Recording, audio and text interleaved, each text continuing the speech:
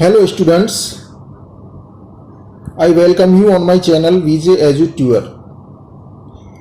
In the previous lesson we discussed about broken images by Giरीश Karnad. तो पिछले वाले video में हमने चर्चा की थी गिरीश कर्नाड द्वारा लिखित ब्रोकन इमेजेस नाटक की, जिसकी प्रोटैगनिस्ट थी मंजुला नायक. तो सबसे पहली बात तो हमें इसके बारे में ये ध्यान रखना चाहिए कि ये पूरा का पूरा जो प्ले है ये सिंगल एक्टर प्ले है. यदि हम इसको स्टेज पर एक्ट करना चाहें तो केवल इसमें एक एक्टर की जरूरत होगी और उसके साथ जो कम्युनिकेशन होगा, जो संवाद होगा, वो उसका स्वयं का ही होगा. यानी वो अपनी प्रतिमा से बात करेगा, अपनी छवि से या अपनी अंतरात्मा से ही बात करेगा. तो सिंगल एक्टर प्ले है ये. और दूसरी बात,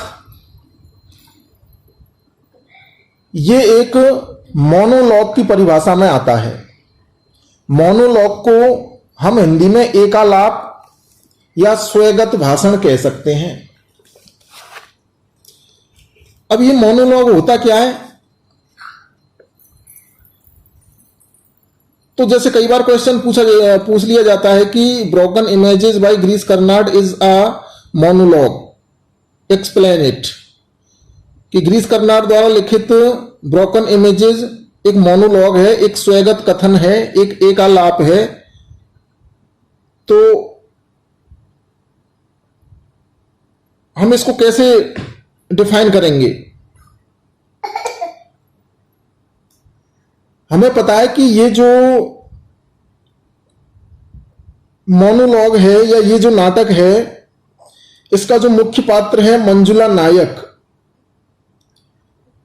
वो अपने उपन्यास के बारे में, अंग्रेजी भाषा के बारे में, अपनी विकलांग बहन मालिनी के बारे में पूरी बातें खुद बताती है.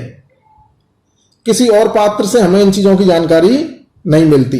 The main character of this play Manjula Nayak describes in detail about the use of English language in her novel, her love and care for Malini.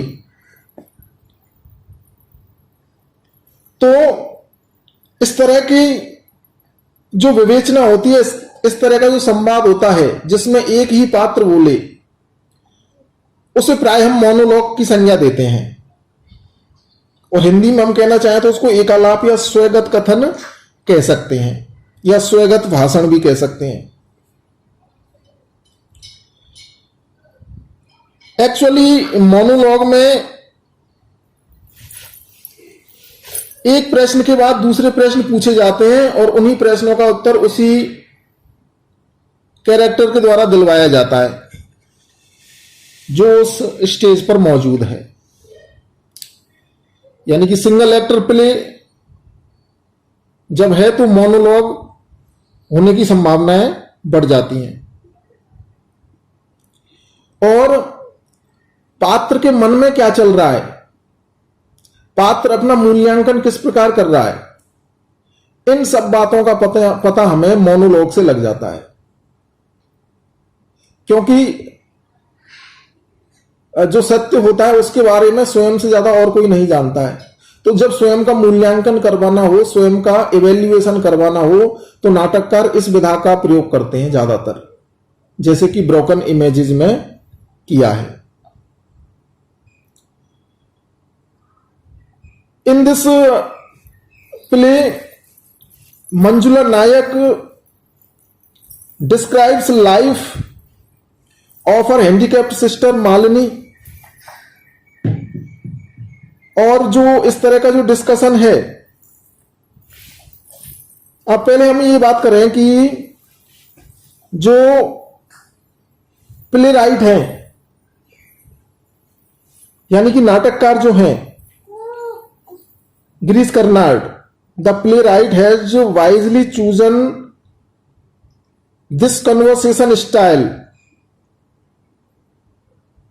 और ये जो डायलॉग है, ये जो संवाद प्रणाली है मोनोलॉग की, इसमें क्या होता है, जैसा कि हमने अभी चर्चा की थी, crossed questions are put up and we know what is deep within the heart of the character. Cross questions पूछे जाते हैं और हम जान पाते हैं कि विद इन द कैरेक्टर या within the heart of the character क्या चल रहा है, किसी पात्र के मन में अपने प्रति या अन्य लोगों के प्रति क्या धारणाएं चल रही होती हैं, उनका पता हमें मोनोलॉग से लग जाता है। अब हम बात करें आगे कि ये जो नाटक है, इसमें हमें पता लगता है कि जो मंजुला नायक है और मंजुला नायक की प्रतिमा है, यानी कि मंजुला नायक का जो कैरेक्टर है, जो उसके अंदर छुपा हुआ है, या मंजुला नायक की जो कॉन्सेंस है, तो हम कह सकते हैं कि image is a more honest version of Manjula. Manjula से ज्यादा ईमानदार तो मंजुला की छवि है, मंजुला की प्रतिमा है। और एक जो पॉइंट निकल करके आता है वो ये है कि dominance of English over Kannada is a metaphor for Malini superiority. अंग्रेजी भाषा का प्रभाव कन्नड़ भाषा के ऊपर दिखाया गया, क्योंकि मंजुला ने जो उपन्यास लिखा था वो अंग्रेजी भाषा में था और एक्चुअली वो मालिनी की कृति थी। तो इंग्लिश का डोमिनेंस दिखाने का मतलब है यहां पर मालिनी की सुपीरियरिटी को दिखाना, कि मालिनी टैलेंटेड थी as compare to Manjula.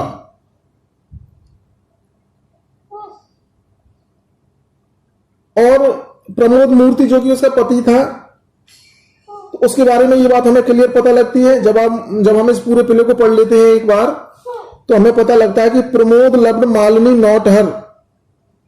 Pramod Malini को प्रेम करता था, ना कि मंजुला को। और प्रमोद के बारे में हम जानते हैं, he was a software developer या फिर सॉफ्टवेयर इंजीनियर था वो।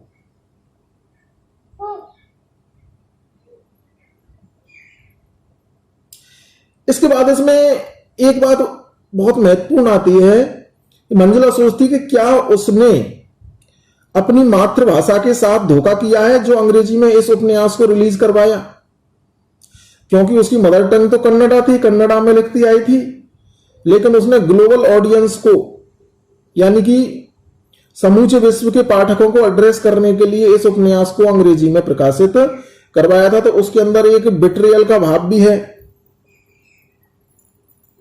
The question haunting Manjula is whether in opting for the global audience has she betrayed her own language and identity। तो यहां पर आइडेंटिटी क्राइसिस पैदा हो जाता है। मंजुला का यह सोचना है, क्योंकि उसकी इमेज से पता लगता है जब उसकी अंतरात्मा बोलती है कि उसने अपनी स्वयं की पहचान को छुपा दिया है, उसकी पहचान दब गई है और उसने अपनी मातृभाषा कन्नड़ को धोखा दिया है। अब ये धोखा कैसे दिया है, क्योंकि वो कन्नड़ में लिखती हुई आई थी, ये हमें पता ही था। तो कन्नड़ भाषा में जब वो लिखती हुई आई थी, अचानक से इंग्लिश ऑडियंस को एड्रेस करने के लिए या ग्लोबल ऑडियंस को एड्रेस करने के लिए उसने ये प्ले है ये पब्लिश करवाया था या प्रकाशित करवाया था।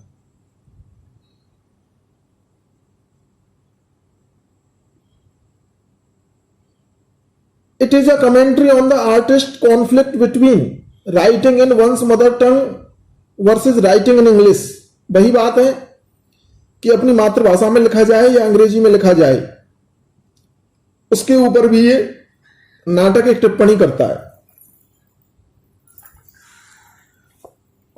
अब यहां पर जो नाटककार हैं गिरीश कर्नाड, उन्होंने इमेज का इस्तेमाल क्यों किया है,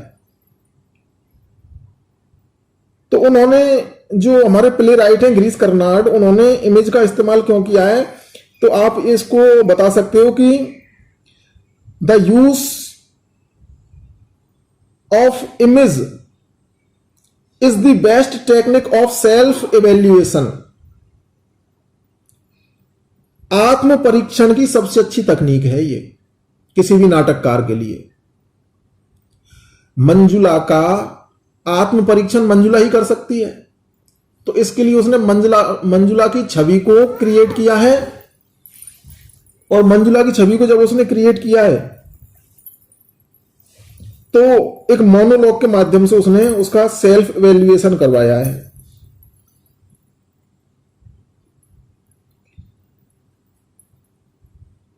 और इमेज के द्वारा नाटककार ने मंजुला के अंदर जो विस्फोट चल रहा है, मंजुला के अंदर जो डिस्टरबेंस चल रहा है, उसको भी दर्शाने की कोशिश की है। The playwright has shown the inner violence of Manjula Nayak by her image.